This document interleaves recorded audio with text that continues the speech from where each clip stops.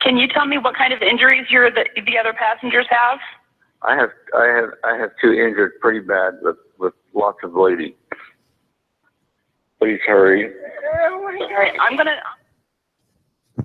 Okay, that can be intense.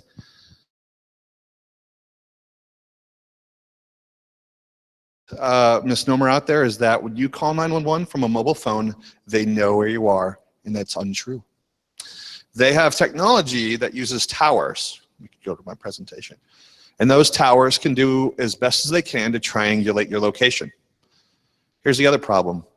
Cell signals and cell service in a body of water, they send out those frequencies, and when you get near a body of water, guess what happens to that signal?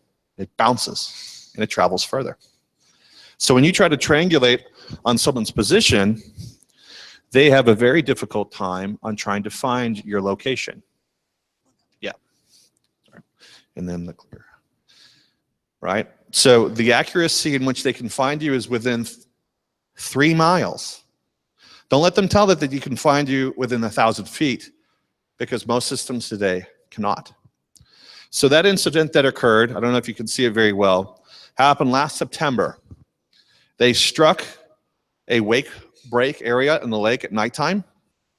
They couldn't explain to them where they were. Obviously, they were disoriented, and they were by this location called the Grand Glaze Arm. Now, what happened was they dispatched rescuers, but they went on the other side of the bridge, and it took them 45 minutes to find them, and their rescue boat is located less than a quarter of a mile away from where it happened. So I created a mobile app, yes, cliche, but what it does is solves a very needy problem, which is location awareness that takes GPS location into account on your mobile device.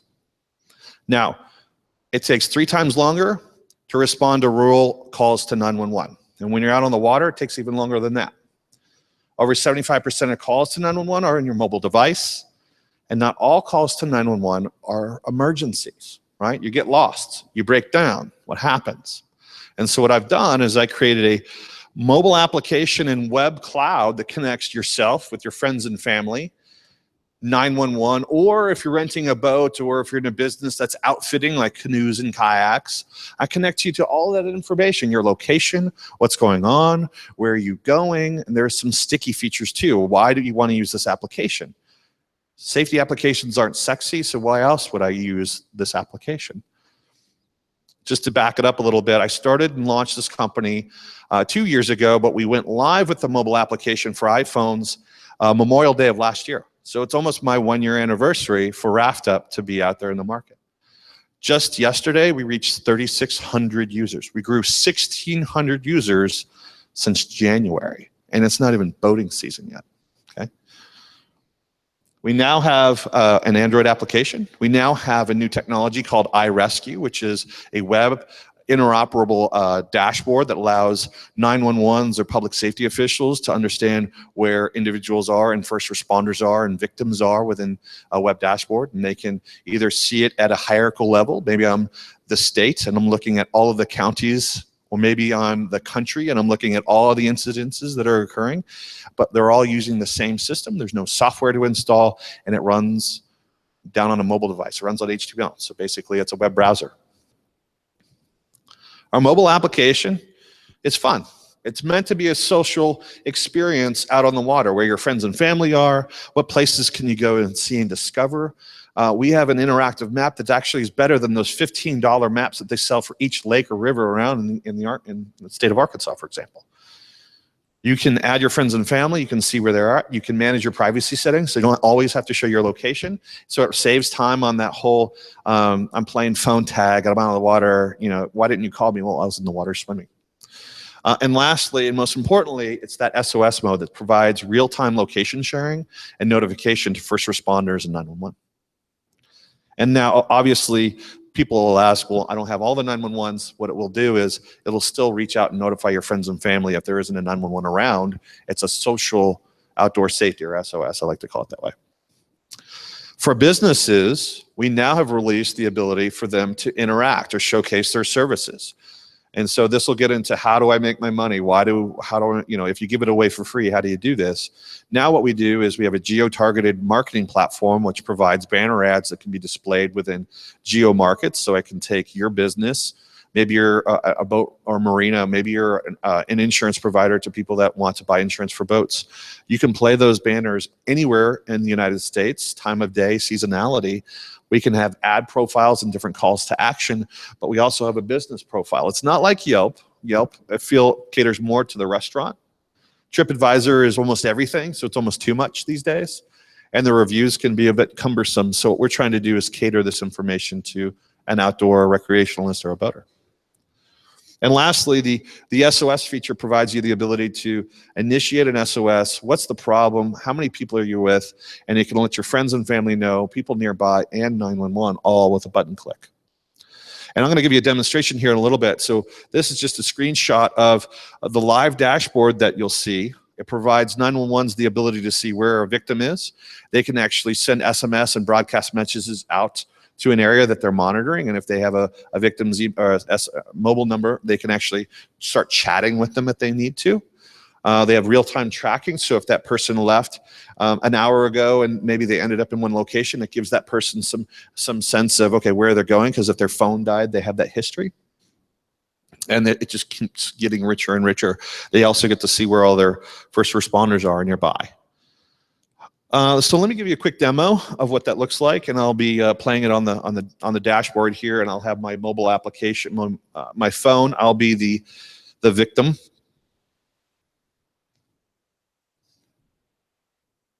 Another question most people ask is, well, if you try to contact and you don't have any cell signal, what do you do? Well, what do you do if you don't have a cell signal? You need to make a phone call, a text message. Well, you go find it, right? So you get out of that boat, or you try to go to the highest point, and you'll get that connectivity. But guess what? You're also further from the incident that occurred. So again, we're providing a free service that's on a mobile application. I'm initiating, hey, I'm going to have, there's a fire. Maybe I'm witnessing a fire. I've got 5 people with me. This is a live stream view of the area. And then I just hit SOS. See how quick that was? Anybody else running this application nearby would see that. The reason why there's an audible, it'll zero in on my position, find out where that person is, and then it does the audible because there are several screens in a 911 center. There are at least 15 screens in a 911 center. They're doing something else. So what this does is says, Corey Boelkens, here's his position and his reason. There's a fire, there are 5 on board. Here's position and emergency contact information. I can also start tracking Corey Boelkens. Obviously, when I turn on my phone here, I've just been in this position. Let me do this. But what I'll do is start pinning me, and if I start driving around, I'll actually start tracking me. Okay. The other thing that I can do, and it's right off to the side here, I don't think I have it in my view. You can see the listing of users off to the side. I'm in SOS mode. My friends, those friends could actually be first responders, and those responders then could be associated and then directed into that position. Those are the ones that are nearby, right? So orchestration of response resources is very effective. The other thing that we have is the ability to look at a history of SOSs. Obviously, I test this all the time, so you're going to see a history, but that history is very valid in trying to understand all the incidents that occur. You have the ability to activate other first responders, and here's a special ability. What happens is you can differentiate, and soon we'll have that in here. If you're fire or medical, or if you're just a volunteer, we'll be able to activate you, meaning it'll send you a download link to download our application. It'll give you a status of that type of response unit, but then now you're tied to the system that's also monitoring maybe you're a county response unit, and you'll get county-wide response capabilities, and then you'll list up as a first responder to that system. Very effective. Doesn't exist today. And let's see. We also have the ability to do messaging. I'll click on that. And so this messaging is fairly basic in its form right now, but what it'll allow us to do is actually try to interact with that person and we could send broadcast messages. This is important from examples like you'll get those. We've got a lot of those lately with the flooding. If you're in an area where there's flooding, this is a very similar approach. If you downloaded the application, you can actually push out notifications such as capsized boat, incident on such and such, or this part of the river is experiencing high water levels, and you can then push that message out to those individuals in a radius of what you're monitoring. So it could be all of Pulaski County for that matter, okay? Or you could finely tune it down into like a building the size. You could actually push notifications within a geofence of a building this size, okay? Okay. That's my demo for the application. And then I'm gonna move back over to my presentation and talk about how do I make my money? How does RaftUp survive? So RaftUp survives primarily in the form of advertising. Let's see if this is, there we go, go back. Right, so right now what we do, it's a threefold approach. We'll go into a 911 or public agency and say, listen, we've got the service for you. It reduces your response times, and we charge an annual fee for that. If they're kind of like, this is not our budget time, we need to budget next year, what we'll do is okay, you sign up for 2 years, we'll do it we'll work out a deal for you. Let's get you up and running right now, right? We also go to the marinas in an area and say, hey, do you do any rentals? Okay, well, we provide an interactive map of all the fishing locations, places to go, things to do, but also a way to contact and get assistance for your customers, and you can see where they're out on the water. They love it. They sign up with us. And then the last thing, and this has been the most popular, specifically in Lake of the Ozarks, which is in the middle of Missouri, it's banner ads and business profiles and the events, and those things can change all the time. We're not relegated to print or print deadlines. We don't have a map that never changes. Their events change, so we can do that, and the response has been fantastic. So here's an example of also how we do community and sponsorship. So the Missouri State Highway Patrol wants to sponsor this wake courtesy call to action. So we're doing that. We're doing that in different areas. The Army Corps of Engineers is pushing out a lake cleanup on Lake Norfolk. So we're going to be pushing out where that's occurring. How could you use the RaftUp Act to actually identify large trees or buildings or things that need assistance? And you can use the application that way. But here's one way in which we're doing that from a community sponsorship approach. Okay, I'm going to open the floor to questions, and thank you for listening to my presentation. Okay, if you have a question, Corey, we ask you to use the mic so people that are watching can hear it. Okay, so we know today one of the biggest things that's trending now is wearable technology. Sure. I know sometimes like phones, people are kind of leery of taking them into the water, that kind of thing. So are you designing this to where you will have wearable technology built in with RaftUp? We are, and the engineer in part of our newest addition to RaftUp technology is Zeke in front of you, and we will be having wearable devices. It's going to be threefold.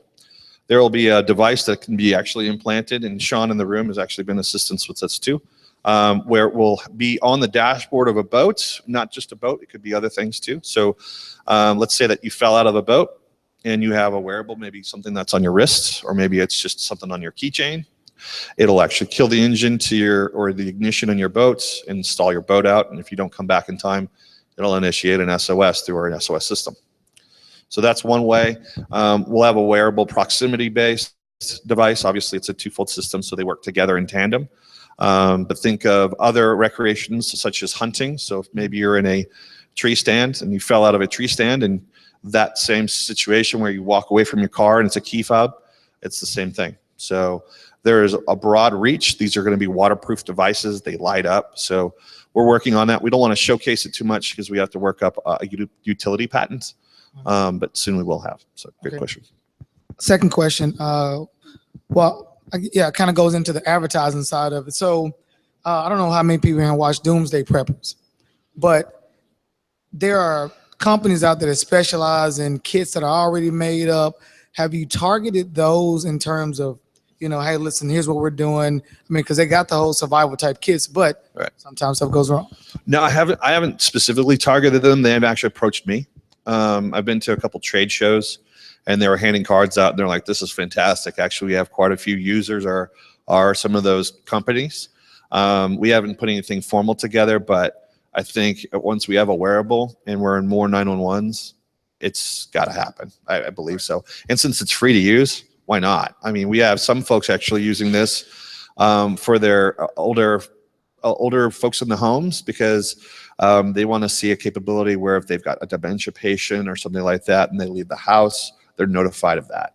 And since it's a free app to use in the devices, what we're trying to do is make it really consumable. There's a realm for that too. I do know a company that you can partner up with that on. Okay. Cool. Any other questions?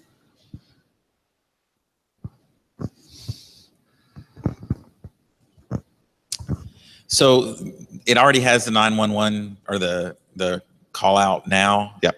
But you obviously don't have every 911 provider in the country. That's right. So if I were to use it today, or say someone downloaded your app in Canada and was on Lake Superior and pushed the button, Yeah. what's going to happen? It should be pushing to take you to 911 to call 911. I'll also say this is not a replacement for 911. This is an enhancement or a supportive system to that. So right now that's what we have in place. Obviously we don't have terms and conditions that blast up in front of you every time you do that.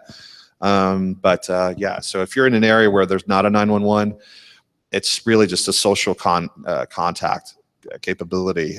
We don't want to be held liable, obviously saying that, and we obviously say that, but in the terms, and not only that, but in Canada, I don't know if it's 911 that you do call. I was using Canada, but to that point though, we've really kind of focused primarily on the US market. Yeah. 911A. Yeah. Good question. Thank you. Okay. I have two sort of questions. What currently is like the footprint? Like where are all of your users? Okay. Yeah, good question. So primarily my users are in the Midwest. So you would understand since I've launched here, it's primarily Arkansas, Missouri, and the surrounding states. And it's where we have points of interest data, right? So we've got the bulk of the over 2,500 users, I would say, are in the Midwest. With then surrounding areas, we've got quite a few in the Northwest and some in California and Florida.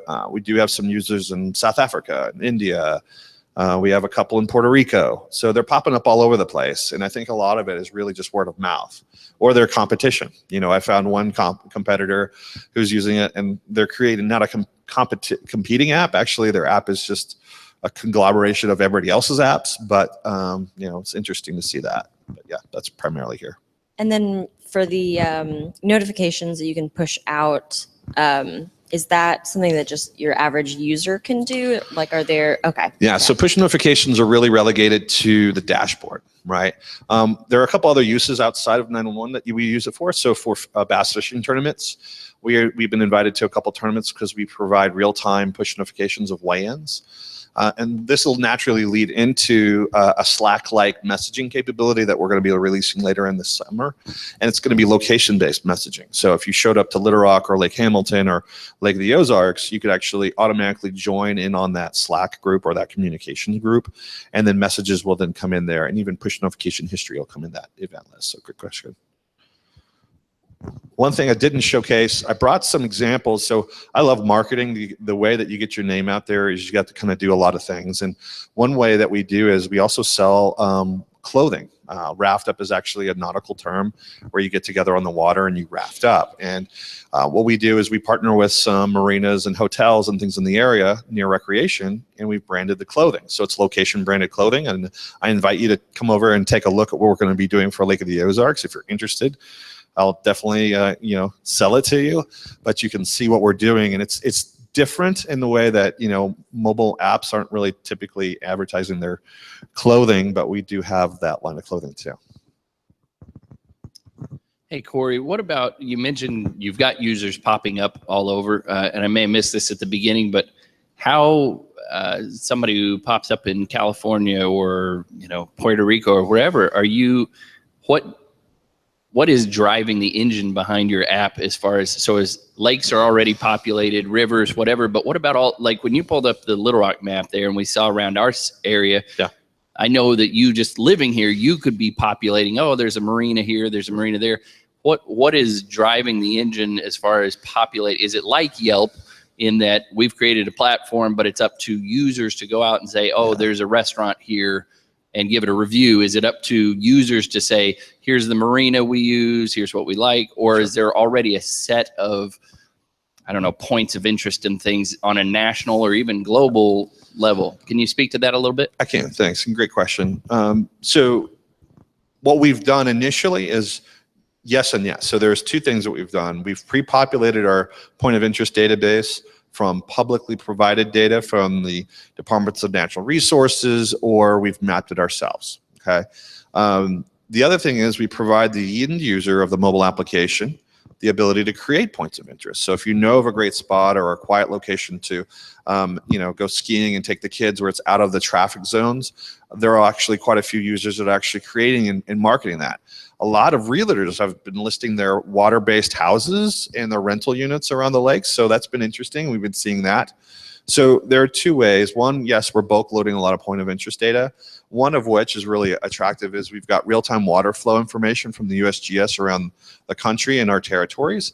And that's very helpful in the sense that you want to go and learn about, I'll take an example. Showcase the dashboard here again. We showcase water flow, water temperature. And so it's also a way for us to test new features that maybe users would like to know. Kayakers and canoers and even stand-up paddleboarding really like this feature. They like to understand information about it. So let me show you what we're going to be doing.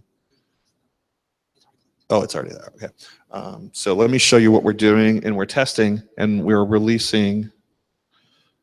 Where's my mouse at? That helps, or it's programmatic, right? Mapping points of interest can be very cumbersome. And what we want to do is try to make it automatic so we can grow our audience in a larger area. So you can see these little dots start to populate, and we don't have to kind of be there to do it. Let me zoom in. These are stations, USGS water flow stations. And I don't know if you can see this or not, but you see how we have a line? This is the Buffalo River, okay? And we have the ability to create highlighted polygons that change color based on the water level and the flow rate. And soon we'll be providing that same information into mobile application. So similar, like you see traffic patterns where it's, oh gosh, traffic's horrible on I-40, or there was an incident. This is going to showcase what the flow rate is. So if it's blue, that's ideal. If it's yellow, it's high, and light blue, it's low. So now you don't have to know flow rate or level to know if it's good or not. You just look at a color to tell you if to go in the water. So that's one way we're populating. This will be automatic. And we will have to potentially, partner with more states and acquire data. And that's going to be a big play for us. But to be honest, there's a lot of sources out there, and one we can easily accomplish. So I hope that answered. Long story too. Yeah. Corey, how do you attract the 911? Yeah, so first, what I found is if you go directly to a 911, they're like, great, we'd love this. We're understaffed, and we already fixed our budget. So you really can't win there. So what we've found is if you go to the first responders, like a fire chief, like I did up in Lake of the Ozarks, they see the immediate value of this. Oh my God, I get to see where my guys are. It's a mobile application, and my 911s can help notify and give me the exact location. I want this. And when they turn around and go to the 911, then the story changes, and they're like, yeah, I want this. I presented this to the director of emergency management for the state of Arkansas. He goes, Corey, I like everything about this. How do we get it for the entire state of Arkansas? Okay, I've done that. Here, let me show you what I've done. I've already mapped every single county across the entire country. So now all I have to do is really just hand over the keys and say, let's see if I can give some more real estate so you can see this. See all those counties? So we can set you up at the county level. We can set them up down to the city level. There is this FCS dispatch zone or district that they can monitor, and they can all operate independently or together. It depends on what they want to do there, right? So that is very attractive. And just to quote one of our first responders up on Lake of the Ozarks, we're light years ahead of anyone that's really doing this. So yeah. So I know it's a lot of green, but that's helpful. Fair question. Any last questions? Okay. Well, Corey, you know the drill. We end every 1 million cups by asking our presenters one question. What is the one thing that we could all do for you to help RaftUp? Download our application. Give it a try. Our Android application, the new one's coming out in a week, so we'll have a refreshed, rebranded UI for Android. Just give it a download, try it out, and if you like it, you can also invite your friends to it. So there's a way to say, hey, check this out, or post it on Facebook. I think that's one way to do it. If you like any of our clothing, you can go to shop.raftup.com and check it out, or just go to raftup.com. And if you know of anyone that's in emergency first response, have them give us a chat. We have some video testimonials on our website. Take a look at that, and that's at raftup.com. Okay. Well, thank you, Corey. We're so glad that you gave us this refill today. Thank you. All right. And thank you all for being here this morning. If you know somebody that should be here and presenting their story at 1 Million Cups, we'd love to have a connection to that person and talk to them about doing that. Otherwise, please have another cup of Levas this morning and network and just hang out. Thanks.